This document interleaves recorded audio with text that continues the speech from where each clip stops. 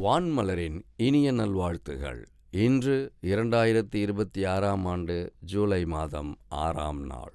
இன்றைக்கான இறை வாக்கு: அவர் வெளியே வந்து திரளான ஜனங்களைக் கண்டு அவர்கள் மேல் மனமுருகி அவர்களில் நோயாளிகளை குணமாக்கினார்.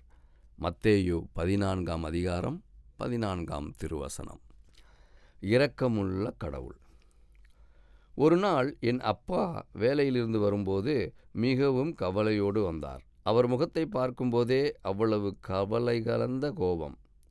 அம்மா விசாரிக்கும் போது வேலையில் பிரச்சனை, அதனால் வேலையிலிருந்து நீக்கிவிட்டதாக சொன்னார்.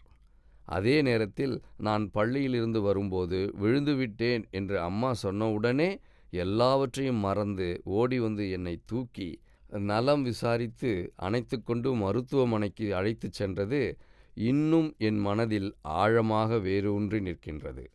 என் தந்தையின் அன்பும் இரக்கமும் என் மனதில் பசுமையாகவே உள்ளது.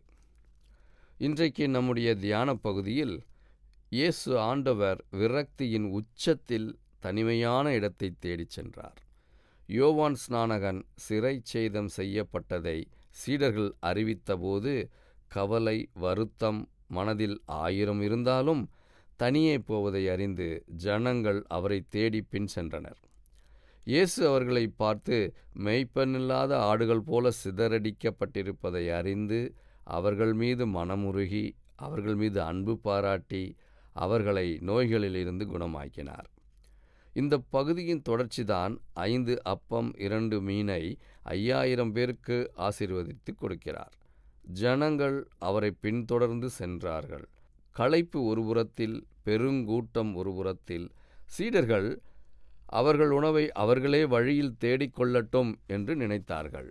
ஆனால் இயேசு அவர்கள் தேவையை உணர்ந்து உடல் சார்ந்த உணவை கொடுத்து போஷித்தார்.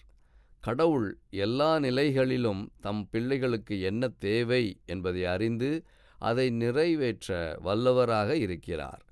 அன்போடு கருசனையோடு இரக்கம் பாராட்டுகிறார்.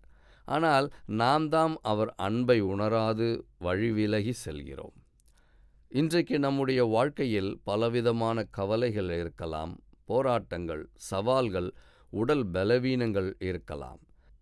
நாம் ஆண்டவரிடம் செல்லும்போது அவர் நம்மீது மனதுருக்கமாய் அன்பு பாராட்டி விடுதலை கொடுப்பார். பாவத்தில் இருந்த நம்மீது கடவுள் மனமுருகி இயேசு கிறிஸ்துவின் பாடு, மரணம், உயிர்த்தெழுதல் மூலம் மீட்டு ரட்சித்தார். இன்றும் நாம் அந்த அன்பின் பிள்ளைகளாய் வாழ கடவுள் கிருபை செய்வார். ஜெபிப்போம். அன்பின் இறைவா, எங்கள் மீது மனமுருகி அன்பு பாராட்டி ரட்சிப்பின் வாழ்வை கொடுத்த கடவுளே, தொடர்ந்து உம்மை பின்பற்றவும் சாட்சியாக வாழவும் கிருபை செய்யும். ஆமேன். இன்றைக்கான கேள்வி: 5 அப்பம் 2 மீனை எத்தனை பேருக்கு ஆசீர்வதித்து கொடுத்தார்? 5 அப்பம் 2 மீனை எத்தனை பேருக்கு ஆசீர்வதித்து கொடுத்தார்? கேள்விக்கான பதிலை கீழ்க்கண்ட எண்ணுக்கு SMS அல்லது வாட்ஸ்அப்பில் அனுப்பவும். 9841809796.